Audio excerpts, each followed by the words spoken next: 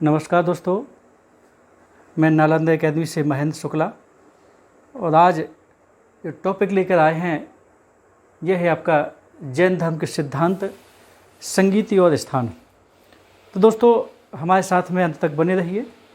और आज अपन लोग क्या है जैन धर्म संबंधित जो उनकी शिक्षाएं हैं, मेन बेस महावीर स्वामी की शिक्षाएं हैं और आपका जो सिद्धांत हैं उन पर चलेंगे। यहाँ दोस्तों थोड़ा सा आपको एक जानकारी दे दें। ये पिछले वीडियो में जब हम महावीर स्वामी की मृत्यु की डेट बता रहे थे दोस्तों, तो हेडिंग में तो यहाँ 463 थी, लेकिन वहाँ 483 हम बोल गए थे, तो उसको 463 मानिएगा आप। इसके अलावा थोड़ा सा आपको ये बता दें कि ये जो टॉपिक चल रहा है आपका जैन धर्म, इस टॉपिक को अच्छे से समझने के लिए आप एक काम करिएगा। हमारा जो 7वां लेक्चर था, 7th, यानी कि आपका जैन साहित्य, और एक 35 यानी कि 35वां जो आपका लेक्चर था उसमें प्रमुख है तीर्थंकर और जैन धर्म, और एक जो 36वां था महावीर स्वामी। अब जो 37वां आपका लेक्चर चल रहा है, तो आपको दोस्तों 7th, 35, 36 और 37 चारों को क्या करना है दोस्तों, देखना है वीडियो को। और जब चारों देखोगे तो बेहतर तरीके से जैन धर्म आपके क्या है पूरे जहन में क्या है दोस्तों होता जाएगा और अच्छे से आपको क्या है ये क्लियर हो जाएगा। लेकिन ये चारों आप वीडियो क्या है आप देखिएगा, तब आपको क्या है ये जैन धर्म पूरा अच्छे से क्या है हो जाएगा। क्योंकि यहाँ हम आपको साहित्य नहीं पढ़ाएंगे, यहाँ हम आपको अब फिर से 24 तीर्थंकर नहीं देखेंगे, और ना ही क्या है करेंगे अपन लोग ये महावीर स्वामी के बारे में ज़्यादा चर्चा करें, क्योंकि हो चुका है। आज अपन लोग को सीमित समय में दोस्तों ये करना है। ये दोस्तों जो हमने लिखे हैं ये जैन धर्म से संबंधित प्रमुख स्थान है या तीर्थ स्थल करें, कुछ भी करें, जो मेन है, जो आपके जितने भी आपके तीर्थंकर हैं, 24 तीर्थंकर हैं, कोई ना कोई कहीं ना कहीं जो भी आप कर रहे हैं या जो भी आपको ज्ञान प्राप्त हुआ हो उनसे संबंधित यहाँ बाद में आएंगे। यहाँ दोस्तों 2 जैन संगीतियाँ हुई हैं, उनकी चर्चा करेंगे अपन लोग। उसके पहले आ जाइए जैन धर्म के सिद्धांत।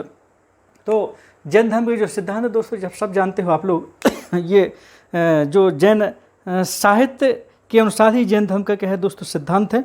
और वहाँ आपको चर्चा करेंगे हम कि ये जो दूसरी जैन संगीति है, फाइनल रूप से अंतिम रूप से जैन लिटरेचर को लिपिबद्ध क्या है दोस्तों इस समय ये कर लिया गया था। और जो जैन साहित्य है आपका सब जानते हो अर्धमागध लिपि में है और प्राकृत भाषा में है।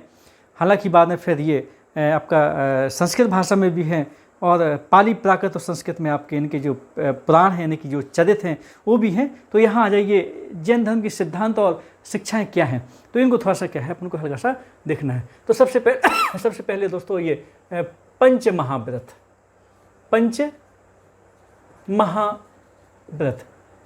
ये दोस्तों हमने बताया था आपको जब पार्श्वनाथ चल रहे थे कि पार्श्वनाथ के सिद्धांतों में उन्होंने चतुर्थी सिद्धांत दिए थे। चतुर्थी सिद्धांत मतलब उसमें 4 थे, सत्य, अहिंसा, अस्तेय, अपरिग्रह। और बाद में हमने उसमें बताया था कि महावीर स्वामी जी ने क्या किया था, इसमें 5वां ब्रह्मचर्य क्या हुआ था दोस्तों जोड़ा था। तो पंच महाव्रत में जो है वो है आपका ये अहिंसा, सत्य, अस्तेय और अपरिग्रह, और इसके बाद दोस्तों ये ब्रह्मचर्य। ये जो अहिंसा है, हिंसा न करना दोस्तों, 5 प्रकार की अहिंसा बताई गई हैं। आप तो बस इतना ध्यान करिए कि इन्होंने क्या किया था, इन जो आपका पंच महाव्रतों में अहिंसा के ऊपर क्या है आपका ये सबसे अधिक जोर दिया गया है। और इन पंच महाव्रतों में दोस्तों जो सर्वाधिक महत्वपूर्ण है वो क्या है आपका ये अहिंसा है। सर्वाधिक महत्वपूर्ण कौन है दोस्तों, ये अहिंसा है आपका। ये भय में, खुशी में, दबाव में किसी का प्रकार से क्या है असत्य नहीं बोलना चाहिए दोस्तों, क्या है सत्य है। अस्तेय का मतलब कहलाता है चोरी ना करना, किसी की इच्छा के बगैर बिना उसके पूछे किसी की संपत्ति को ग्रहण ना करना। और अपरिग्रह का मतलब है संपत्ति अर्जन से बचना। और दोस्तों ब्रह्मचर्य के भी क्या है उन्होंने 5 प्रकार क्या है ब्रह्मचर्य के बताए हैं आपका। और ये 5 प्रकार के ब्रह्मचर्य, ये 5वां जो है ये दोस्तों क्या है आपका ये महावीर स्वामी ने क्या किया था, ये जोड़ा था 5वां। तो ये जो 4 थे जिनके चतुर्थी कहते थे, 1, 2, 3, 4, ये आपका क्या है दोस्तों ये आपके पार्श्वनाथ के हैं। 5वां इसमें स्वामी जी ने क्या किया था, ये जोड़ा था कौन, ब्रह्मचर्य। ब्रह्मचर्य में 5 प्रकार के क्या है, ब्रह्मचर्य भी क्या है आपका दोस्तों बताए गए हैं।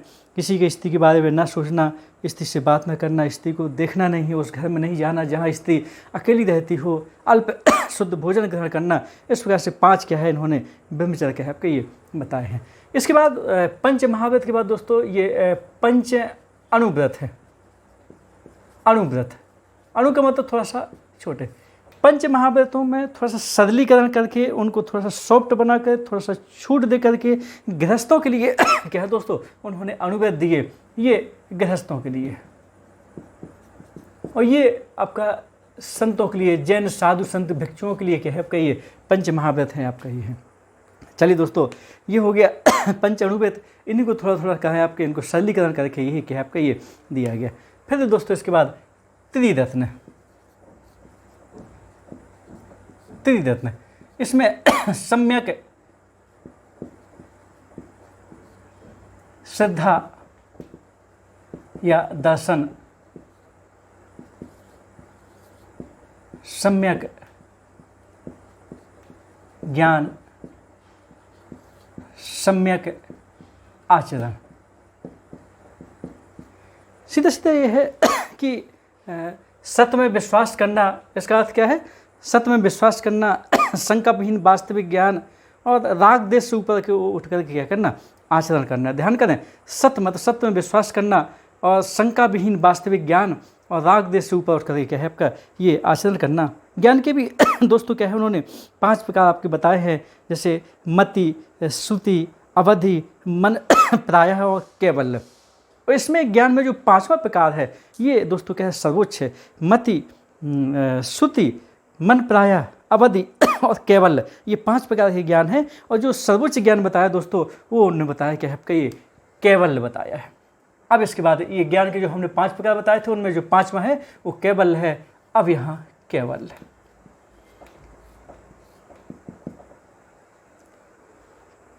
यहाँ आप सब जानते हो महावीर स्वामी जी को केवलिन भी कहा गया है, जिन्होंने क्या है कैवल्य प्राप्त किया है।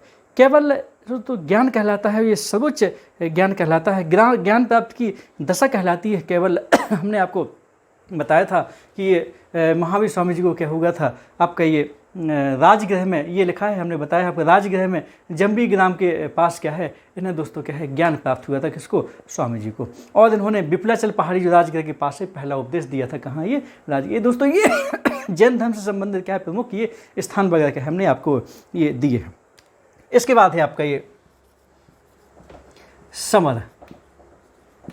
समर दोस्तों ये कहलाता है जब कर्मों का जीव की ओर बहाव रुक जाता है। समर का, चूँकि आते हैं परीक्षा में, इसका से बताना क्या है जरूरी है। बाकी जैन लिटरेचर है, जैन साहित्य है, बहुत सारी चीज़ें दोस्तों दी गई हैं।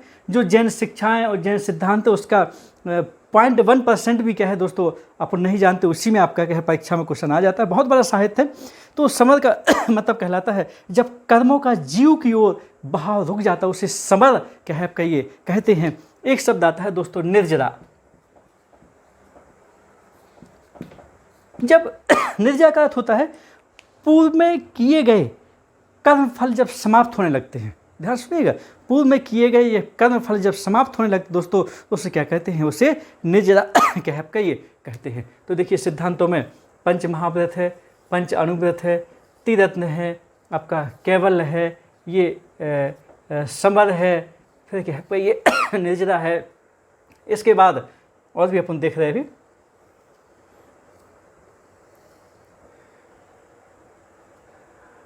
आपका अनीश्वरवाद, अनीश्वरवाद और सांसारिकता। इन्होंने ये कहा है कि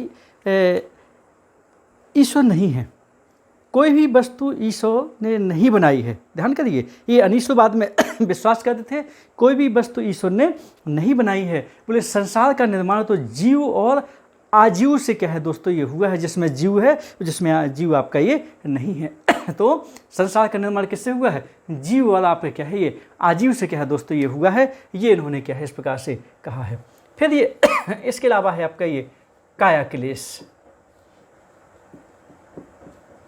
काया क्लेश का मतलब कहलाता है दोस्तों शरीर को कष्ट देना।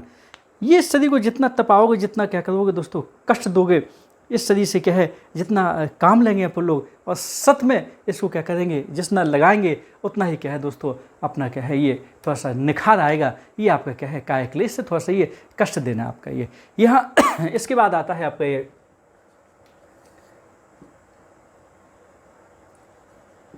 इन्होंने दोस्तों कर्मवाद, आत्मवादी थे, कर्मवादी थे और पुनर्जन्म में क्या करते थे दोस्तों, ये विश्वास करते थे, पुनर्जन्म में विश्वास करते थे। आपको बता दें ये स्वामी जी क्या है आपका ये आत्मा की अमरता में विश्वास करते थे, कण कण में आत्मा का क्या है दोस्तों ये वास मानते थे, और बोले ये कर्म के अनुसार कर्मवादी थे, अच्छे कर्म करने के लिए क्या है आपका ये इन्होंने क्या है बात कही है, ठीक है, आचरण की शुद्धता पर बल दिया है दोस्तों, और आपका क्या है कर्म के आधार पर ही क्या है ये पुनर्जन्म होता था। बोले पुनर्जन्म का कारण क्या है, ये कर्म है। इस प्रकार से दोस्तों ये आत्मवादी थे, कर्मवादी थे और पुनर्जन्म को क्या है आपका ये मानते थे। अब है दोस्तों इसके बाद ये स्यादवाद, स्यादवाद या सप्तभंगी सिद्धांत। एक क्वेश्चन आता है दोस्तों, ये जैन दर्शन का आधार क्या है? दर्शन का आधार स्यादवाद।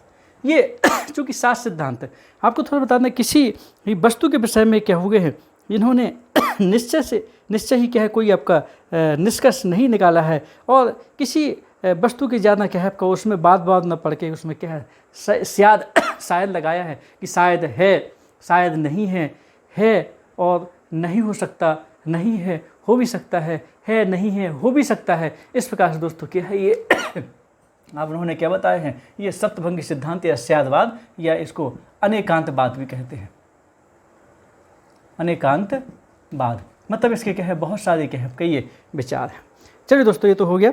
इसके बाद फिर क्या है यहाँ थोड़ा सा आपको बता दें जैन धर्म के सिद्धांत में आत्मा की आचरण की क्या है बहुत अधिक क्या है कर्मों के ऊपर, सत्कर्मों के ऊपर क्या है दोस्तों ये बहुत अधिक क्या है आपका ये ध्यान दिया गया है। तो ये तो दोस्तों चूँकि परीक्षा में क्वेश्चन आते हैं आपके, इस कहाँ से क्या है बताना आपका क्या है जरूरी था कि पंच महाव्रत कितने हैं, कौन नहीं है, किसका अर्थ क्या होता है, पंच अणुव्रत इसी के पाठ हैं।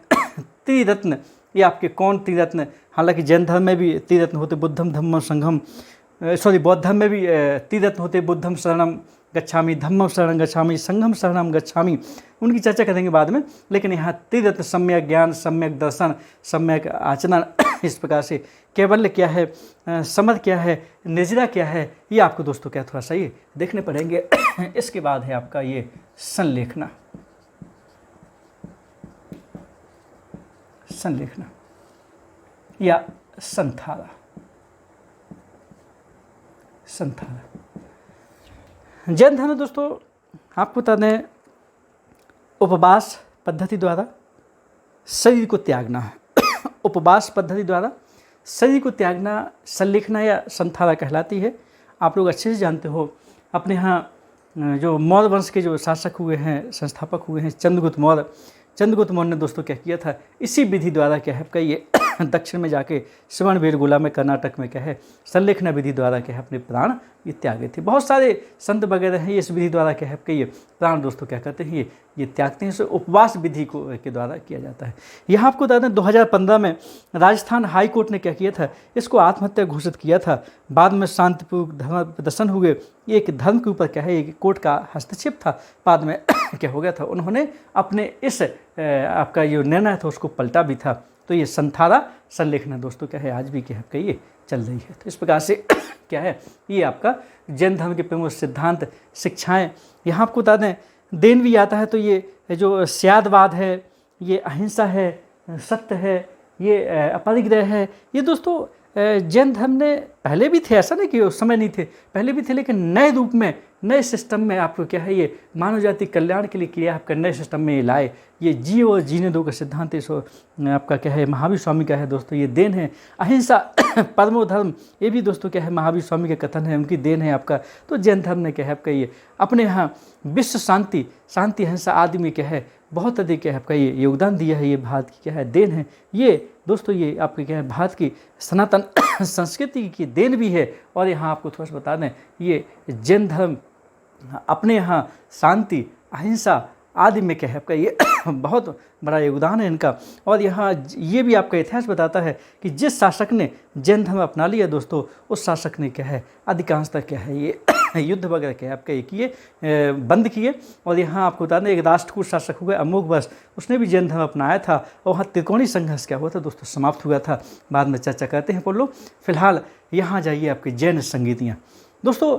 पहले तो क्वेश्चन यही है कि जैन धर्म में कितनी संगीतियाँ हुई हैं, तो बोले 2। संगीति का मतलब कहलाता है दोस्तों बैठक, संगोष्ठी, ठीक है ना, कुछ ना कुछ निर्णय लिए जाते थे। तो ये जो पहली जो संगीत है दोस्तों, ये है आपका समय है लगभग 300 BC। स्थान जो है ये है पाटलिपुत्र, पाटलिपुत्र। ये जो आपका अध्यक्ष हैं वो है आपका क्या कहे, अध्यक्ष थोड़ा सा ध्यान बता दें आपको, शासक चंद्रगुप्त मौर्य।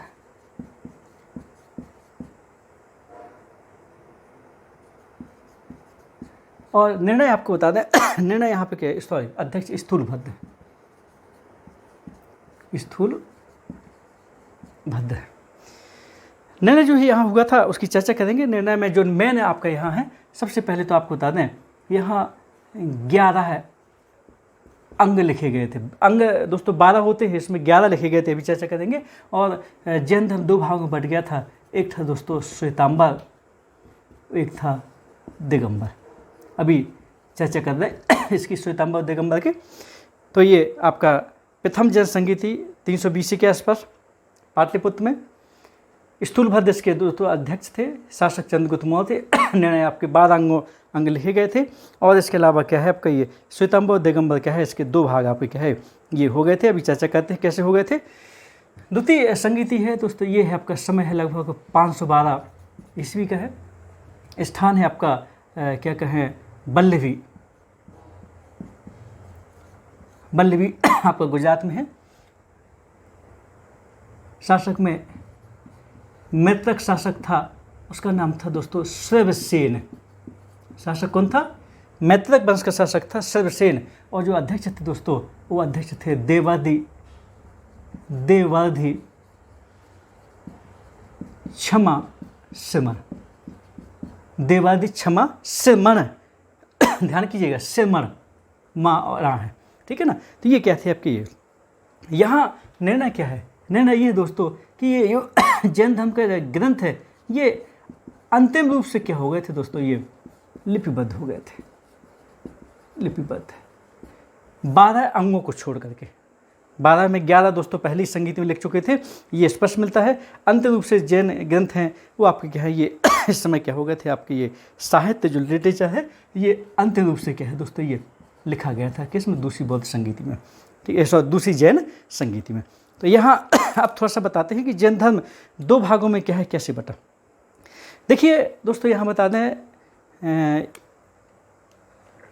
14 पूर्व अपन ने देखे हैं जैन साहित्य में, 7वें लेक्चर में थोड़ा देखिएगा अच्छे से। 14 पूर्व हैं और पूर्व का मतलब ये पुराने ग्रंथ। इन 14 पूर्व में सिद्धांत भी बोलते हैं इनको। महावीर स्वामी के इसमें क्या है सिद्धांत है, उनके दिए गए आपके क्या है डायरेक्ट सिद्धांत है उसमें 14 पूर्व में। और ये 14 पूर्व जैन धर्म के सबसे पुराने क्या हैं ग्रंथ हैं जो प्राकृत भाषा में हैं। और आपका 14 पूर्व के बाद 12 अंग हैं, सबसे महत्वपूर्ण 12 अंग है। 14 पूर्वों को ही 12 अंगों में 14 पूर्वों को ही दोस्तों क्या है आपका ये अच्छे से क्या है लिपिबद्ध किया गया था।